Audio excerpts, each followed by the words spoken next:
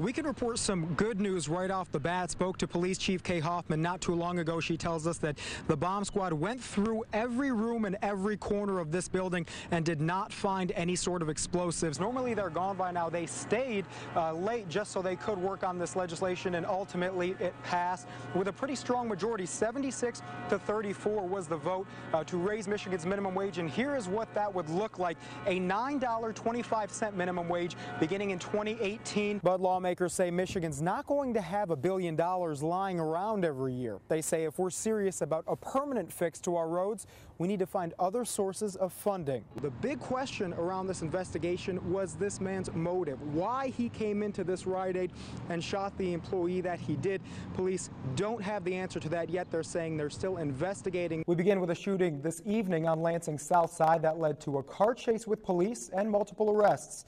Police couldn't confirm whether it was related to another shooting incident yesterday, not far from where this one happened. As we've seen people approach, we saw a lot of bright pinks, a lot of purples, and that was per the request of Lacey's family. They wanted to make sure that this was not a somber goodbye for Lacey, but that this was a celebration of her life. And certainly just from the people that we've spoken to, that's what this is turning out to be. But a company based in California has been buying those deeds from his office and selling them to our local homeowners for more than $80. Now, why would people be buying them?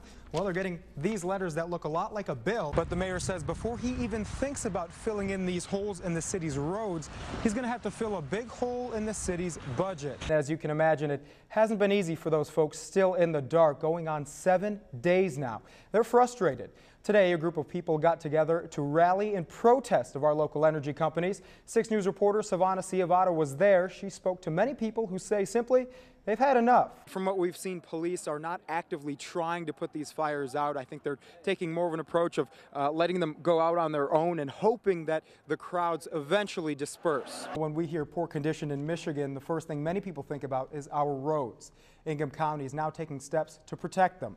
Starting at midnight tonight, Ingham County is implementing a temporary weight restriction for semis and other big vehicles to protect the quality of the roads that they drive on. They've made these ribbons here, so if you see these on people, if you're going to the event, you know where they're from, and shirts. And Jane, this is just, another example of really in her short time on this earth, the impact that Lacey's had nationwide, but specifically on this community here. She says this is not a happy day for anyone, but it is a relief that all of the victims in this case are now finally able to close the book on what was no doubt an extremely traumatic chapter in all of their lives.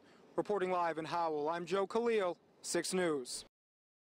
In part 2 of our investigative piece, Silent Justice, Joe Khalil examines a controversial new state law that changes the framework in which judges handle lawsuits filed against the state. Now, as it turns out, many judges chose not to speak out about this issue because they say they thought staying quiet would mean a pay raise from the state legislature.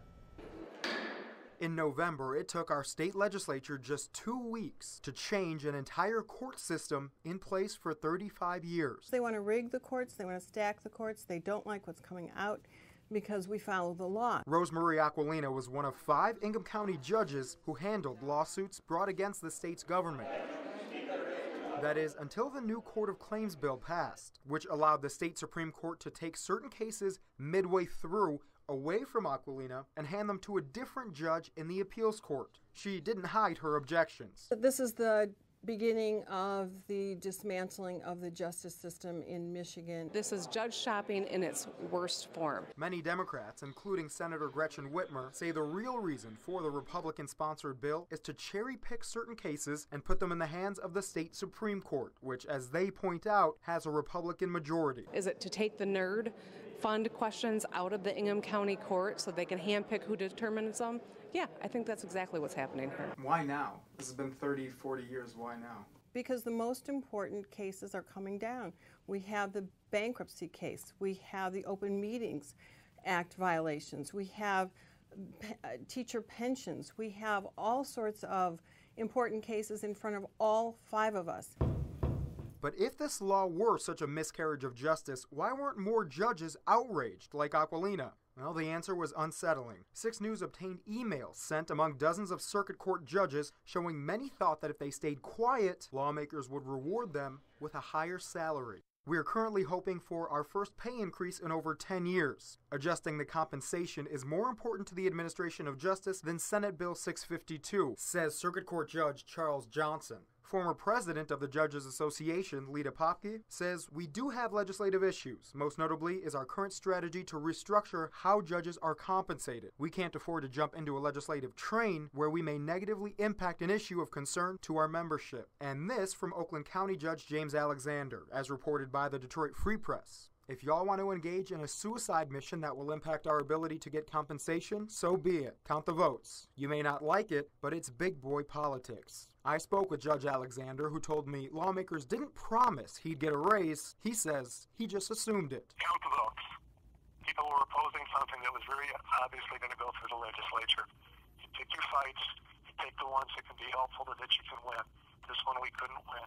All of these judges denied getting a sweet deal from lawmakers, but just 2 days after the Court of Claims bill passed, House Bill 5153 was introduced to raise the salary of those very same judges. I understand why it creates some degree of suspicion. State Rep John Walsh sponsored the bill. He says the timing does seem suspicious, but denies ever making any backdoor deal with judges. No one in this legislature, including me as the bill sponsor, could have promised anyone action for neutrality or support on the Ingham County matter or any other matter. To Walsh's credit, we've searched but found no evidence of any direct link between the legislature and these judges. But the fact remains, these people, whom you've elected to administer justice, evidenced by these emails, decided to put their legal ideals aside in exchange for the possibility of a few more bucks in their pocket.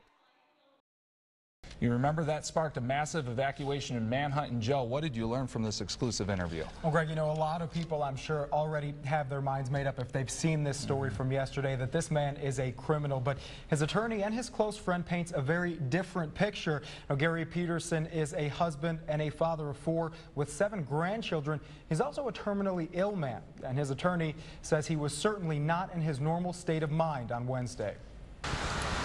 Family man, former Marine, and friend you could count on. That's how Bert Burleson describes 63-year-old Gary Peterson, seen here in police custody following a standoff after Peterson allegedly threatened to detonate explosives in a medical facility to get his hands on prescription drugs. If you knew Gary, this is not Gary. He would not do something like this. That would be your first response. And the family, of course, is very shocked and very distraught. Burleson, Peter's attorney and close friend, says his client faces serious health issues and yesterday was not acting in his right state of mind. There's some impulsivity involved. There was, honestly, don't think he really knew what he did.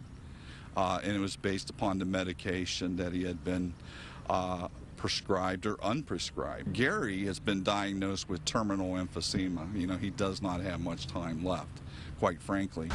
Though the string of events were serious, from the robbery at this medical center to the lockdown in Peterson's neighborhood, Burleson says the family asks the public be understanding. And in terms of how the neighbors here view the man who is responsible for putting this neighborhood on lockdown, you might expect them to have some sort of resentment, but in fact, it's quite the opposite. I've heard he was a very nice man. You know, pain and illness can really cause you to do some silly things. They've been very kind neighbors, and I hope that they'll stay my neighbors.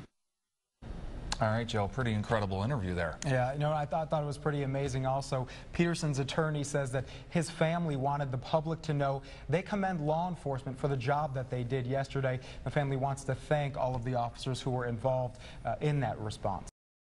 This is the picture that he submitted himself. When you think of the word hero, someone like Brigade Sergeant Andrew Mahoney of Lanesburg may come to mind. He's a brave young man. He's a hero, but he's still my little boy. Lori Mahoney, Andrew's mother, says she still gets emotional imagining her son's ordeal in Afghanistan. Last August, when a suicide bomber approached Andrew's formation, her son knocked him to the ground and stood over the man as the explosion went off, shielding the rest of his brigade. And he detonated, and they saved 24 lives. Not hesitating to face what was almost certain death, Andrew survived, but spent the next 2 months in a military hospital. I had a really large soft tissue wound on my left arm. It was blown open pretty much to the bone. Along with severe nerve damage and shrapnel wounds on his arms and legs. But Andrew says it's just part of the job. It was a split-second decision, and it all came down to, it's what we've been trained to do from day one. A moment of bravery that last month earned him a Silver Star, one of the nation's most prestigious military honors. Andrew says he's not used to being called a hero. I say thank you very much. Because like I said, I wasn't the hero that day. Those 4 people that gave the sacrifice for their country were the heroes. The family now, Lori says when she heard what happened, her first reaction was to be a mom. don't you ever do that again. Absolutely, I could not be more proud of him. And though he shies away from the name, today Lori says Andrew is her hero. In Lanesburg, Joe Khalil, 6 News.